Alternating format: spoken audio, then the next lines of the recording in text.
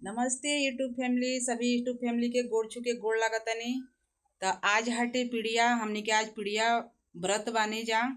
और ई पीड़िया यूपी बिहार के लड़की और महिलाएं बहुत मान सम्मान से भूखे लालो। और ई पीड़िया में बहुत इतना हल्ला रहेला ना, इतना हल्ला रहेला कि मने हमरी गांव में तो बहुत ज़्यादा हल्ला रहेला पीड़िया के।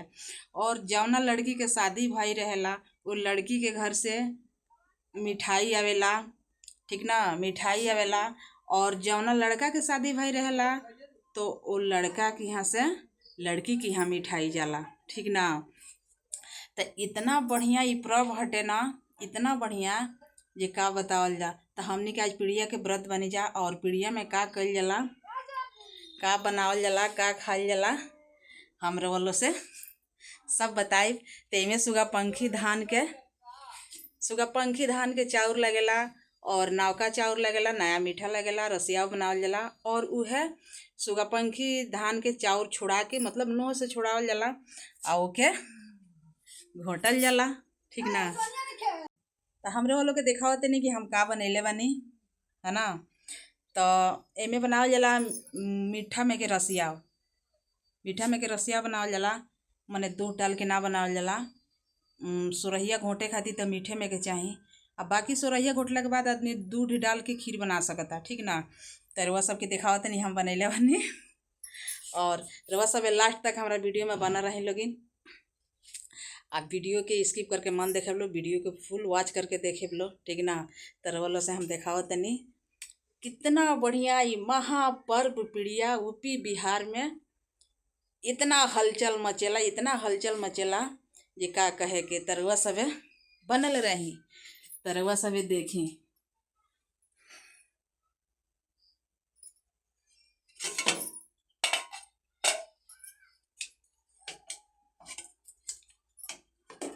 देखी लो रउआ सबे, ये हम बनल बानी रसिया। तो एमे हम दूध डालले बानी, ठीक ना। एमे हम दूध डाल के बनैले बानी। और देखी लो, और एमे दूध गरम भी कैले बानी। देखी लो फफा के गिर गइल बाटे सब चूल्हा पे, ठीक ना। तरुआ सबे देख लेवे कहनी हाँ।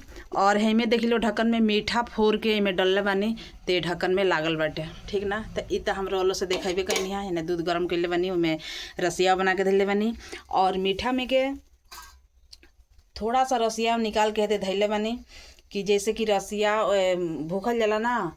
तो सोरहिया घोटे के पहले जहाँ पीड़िया लागेली तहाँ मतलब वही जी लिखाला, सबके नाम लिखाला, ठीक ना। तो वही जी ले चल के एकरा के चढ़ावे के बाटे आ चढ़ा के आ घरे चलिए के बा। तो हमरा वालों से देखावत तनी कि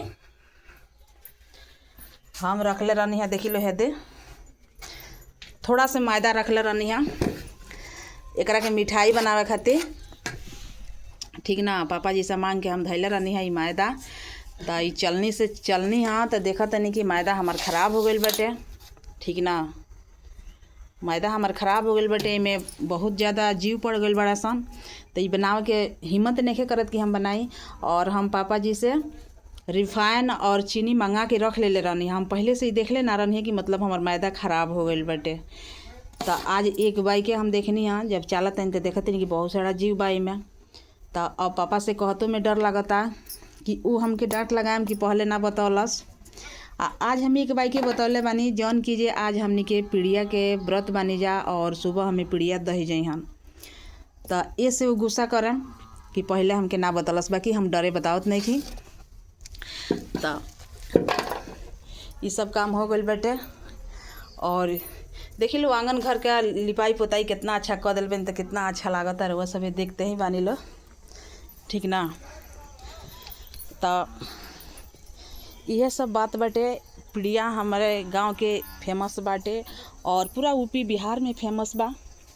और हमके बहुत नीक लागेला ई पीड़िया, काहे से कि जब हम अपने मायके में रहनी ना तो इतना मतलब खुश होने जे। तो हम अपने घर में बानी तो हम कुछ नहीं की कह पावत और बाहर भी निकले के नहीं खे। और वहाँ पे रहनी तो हमार मम्मी बहुत सारा सामान जुटावत रहली कि हमार बेटी पीड़िया में का लेके जाई, मतलब पीड़िया दहवावे जाई तो का लेके जाई।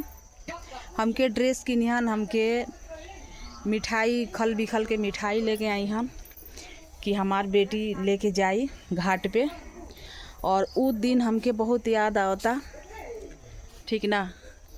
तो हमू अपने बेटी खातिर बहुत सारा सामान जुटैले बानी, बट ई बा कि हमनी के घरे पीड़िया भूखे नहीं जा, लेकिन पीड़िया दहवावे केहू ना जाला, हमार लड़की ना जाली। बाकी हमारा पटदारी में के लोग और गांव में के सारे लड़की जाला लोग, हमार बेटी ना जाली। हम डरे ना जाए देनी कि हमार तो एगो बेटी बड़ी आँखी में के लकड़ी।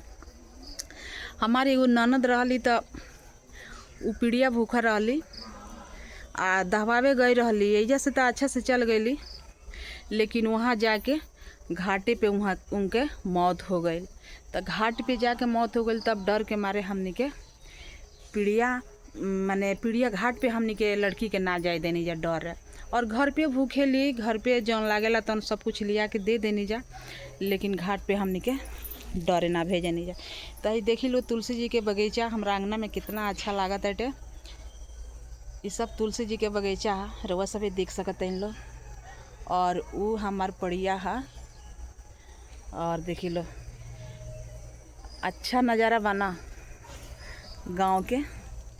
और यह सब बाटे और आज दिखाए, ठीक ना। तो ये हटे बैगन हटे, और हऊ सब हटे जन लौकता हो तन भिंडी के पौधा हटे।